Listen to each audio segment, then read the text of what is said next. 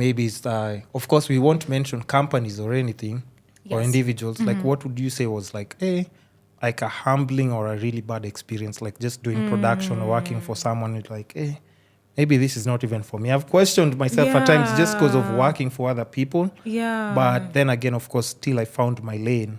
But I think for me it was one time I had this boss who I already knew he was very, loud, assertive, like really strong presence, like those bosses who have really huge presence, and he was harsh. He was harsh as well. And I remember one time I got to the office late, and he literally made me wash the walls of the office. What? Not all of the walls, but okay? still, not like from the ground up, but there's so you know how a staircase, like on the staircase, usually the wall on the staircase tends to get a little dirty sometimes if you're in a space that has human traffic. It was punishment. So it was a little, basically he was punishing me like we were in high school. And so I'm like, oh my, and the funny things that I did, I cleaned it. And then this is like approaching around this time, this was when what do you say, the straw that broke the camel's back happened during this time. I was like, this is not for me anymore. But I wrote a documentary script because we were also doing documentaries.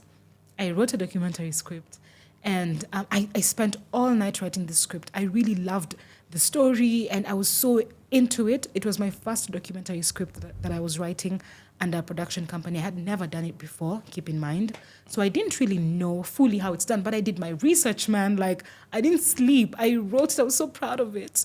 And in the morning, I take it to work and I deliver it. I'm really proud of myself at this point. I'm like, even if it's not the best, I'm pretty sure it's like really good because of the amount of effort I put in. And his office was upstairs and I was downstairs. So assuming that this is where I'm working and he's upstairs. And then he literally barks my name. No, actually, there was a phone. Those two phones. Yeah.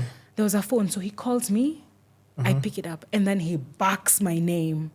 And he's calling my name out loud. I can hear how loud. And you can still hear it. I can still hear him from upstairs shouting my name. And I'm like, oh my God, what have I done? And then he just proceeds to really belittle my script and what I had done and being like, this is rubbish, etc., etc.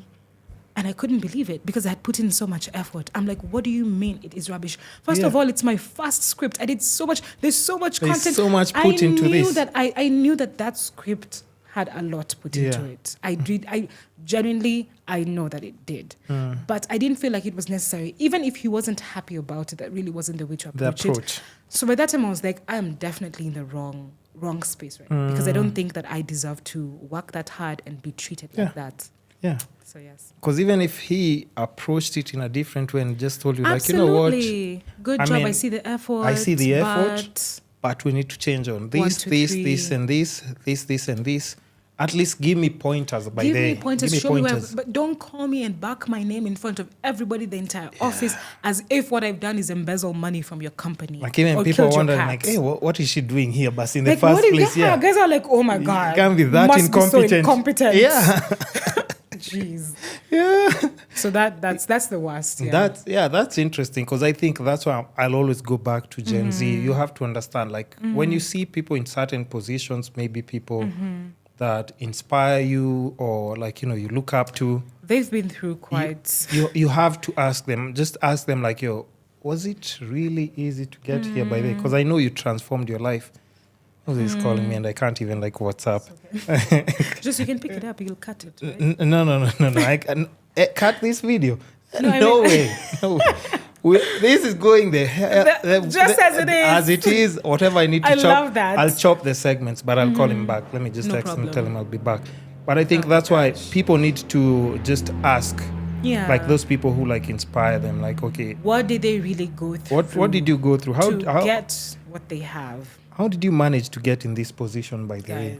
Was it easy? Was it bad? Are there things that I should prepare for? Yeah. And we also talked about like this thing of just, yes, it's good to actually have a dream, be inspired by everything. But you also need to understand like, okay, if you're chasing this dream, are you putting in the work? that Oh this my God. dream Exactly. is supposed to reward you can never equally. choose to follow your dreams if you know you're not going to work hard on them. Yeah. Otherwise, just go get a job. Go get that You go get a 8-5 job.